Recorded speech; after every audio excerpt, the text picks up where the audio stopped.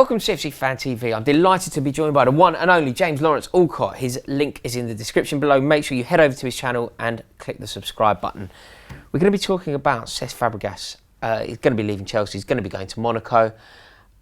What Fabregas has achieved at Chelsea has really surprised me. He's changed me. He's proved something's happened to me that I didn't think was possible. I used to hate him. Oh mate, I think you've got the wrong guy on the channel for this one because he scored the winner against QPR. Which was his It's one of my favourite moments. That I threw chewing gum at him. Did it hit him? No, you're going to get yourself a ban. You've just opted into a ban from Loftus Road. But I was worried, I was worried about because I think other people threw much worse things, but I just didn't. I had this. He was wearing a mask, wasn't he? I can't remember. Sure, it was like 86 minutes or something. We played Carl Henry left wing. Really quickly. I have a superstition: if we're not losing or it's going well, I keep the chewing gum in my mouth, so I just keep adding to it. And so what? It ends up like a gobstopper. Yeah. So by the 86th minute, 0-0 against you Chelsea, can't breathe. I've got 9 bits of chewing gum in my mouth, and so then when he scored and he stood right in front of us, I'm sure you're loving every second of this, guys. I don't know what happened. Yeah, I was like, it was there in my mouth. Appalling from you, James. Behaviour. But do you know what?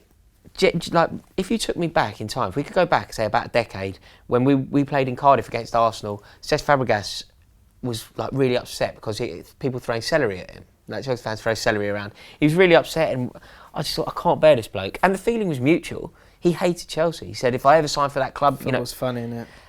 Suddenly, 10 years down the line, I adore the man.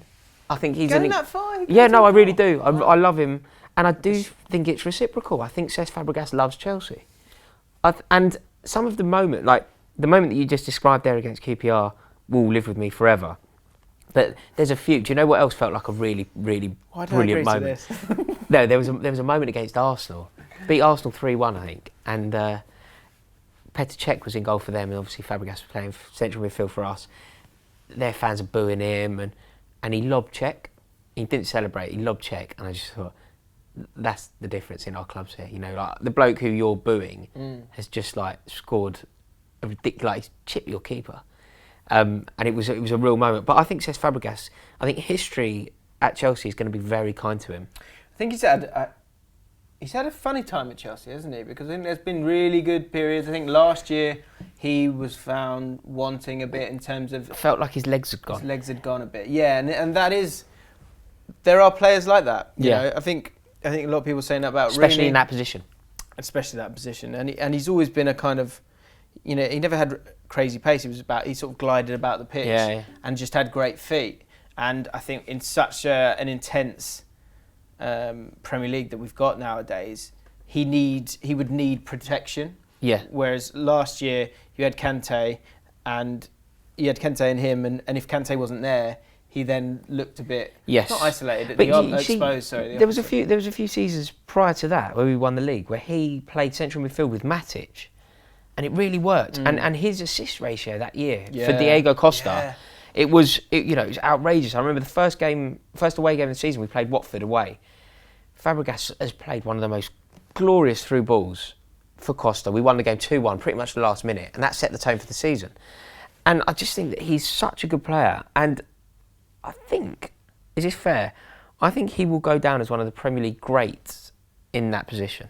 Yeah, not the greatest, but one of the greats. I think he reminds me of Paul Scholes. He's kind of maybe a tiny bit later in his career. Scored a lot of goals for Arsenal. I think for you, he was more.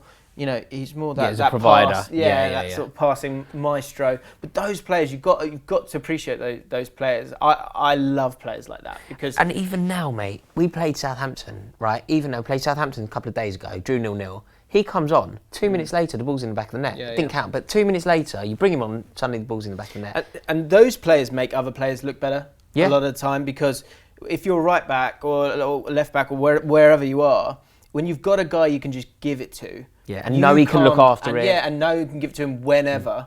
It calms you down a little bit. And also just players who can see something before it's kind of happened and understand that picture. He's always had that. And in that skill set, he is one of the greats of the Premier League. Yeah, for sure. Well, he's the best Arsenal midfielder, best Arsenal central midfielder since Vieira.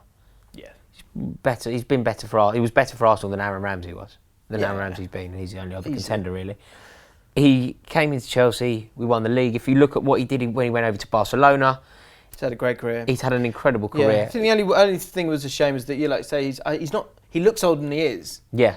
But the story's not over. No. He's going to Monaco to link up with Henry. Right.